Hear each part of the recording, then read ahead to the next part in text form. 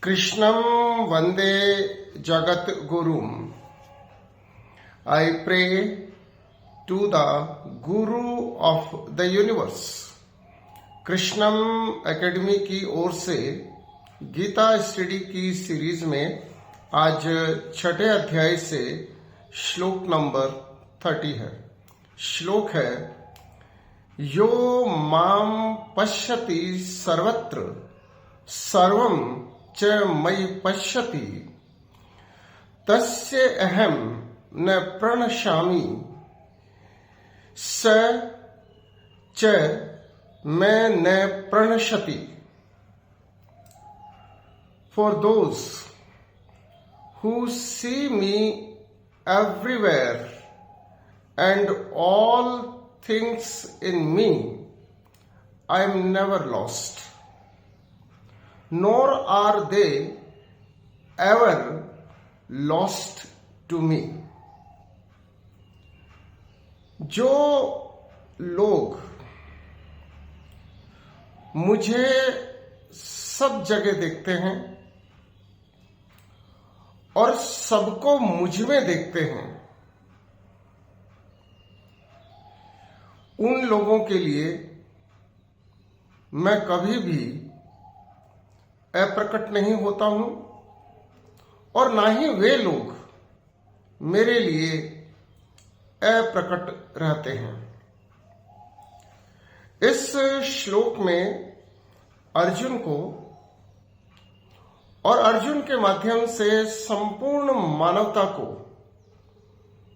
परमात्मा यह समझा रहे हैं, the whole universe is the manifestation of the supreme. सीधी और सरल भाषा में भगवान समझा रहे हैं कि मैं सब में हूं और सब मुझ में है। यदि हम भगवान की इस बात को ठीक से समझें तो हमें समझ में आएगा कि हम जो जातियों के नाम पर, धर्म के नाम पर और न जाने किस किस आधार पर मानव और मानव में भेद करते हैं, डिस्क्रिमिनेशन करते हैं, इस श्लोक को समझने के बाद इस तरह का डिस्क्रिमिनेशन करना जिसका आधार जाति या धर्म हो, वर्ण या लिंग हो, क्षेत्र या भाषा हो, पाप है। क्योंकि यहां इस श्लोक में भगवान बहुत स्पष्ट रूप से समझा रहे हैं कि मैं सब में हूं, आई एम एवरीवेयर, और सब मुझ में है, ऑल थिंग्स इन मी। तो फिर भेदभाव का आधार क्या है? हमारे सामने जो भी व्यक्ति होता है उसमें परमात्मा है। व्यक्ति ही में ही नहीं, कण कण में कृष्ण है। ये बात अगर यदि हम ठीक से समझ जाएंगे तो जो धर्म के नाम पर, जाति के नाम पर, भाषा के नाम पर, लिंग के नाम पर जो लोग हिंसा करते हैं, वायलेंस करते हैं, वे लोग नीरे मूर्ख हैं, अज्ञानी हैं और अपनी अज्ञानता के कारण धर्म के नाम पर अधर्म करते हैं, मानवता के नाम पर अमानवीय आचरण करते हैं। जो लोग गीता का नाम लेकर समाज में छुआछूत फैलाते हैं, जातिवाद फैलाते हैं, उन्हें गीता का ये श्लोक ठीक से समझना चाहिए, जिसमें भगवान स्पष्ट रूप से कह रहे हैं कि मैं सब में हूं। यो माम पश्यति सर्वम, जो मुझे सब में देखता है, जो मुझे सर्वत्र देखता है, और सर्वम च मयि पश्यति, और सब चीजों को मुझ में देखता है,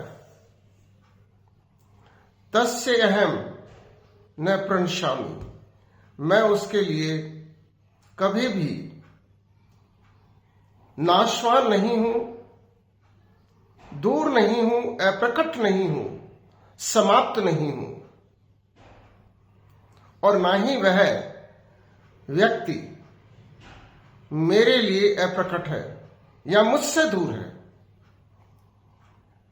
परमात्मा हमें विश्वास दे रहे हैं कि यदि हम अपने मन को परमात्मा में लीन कर लें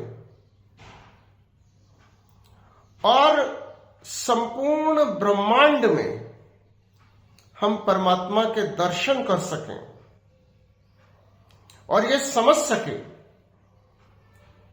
कि परमात्मा सर्वत्र है और परमात्मा सब में है, तो निश्चित रूप से हिंसा का कोई आधार, घृणा का कोई आधार बचता ही नहीं है। जैसे कि मैंने पहले भी कहा है, अगर कोई व्यक्ति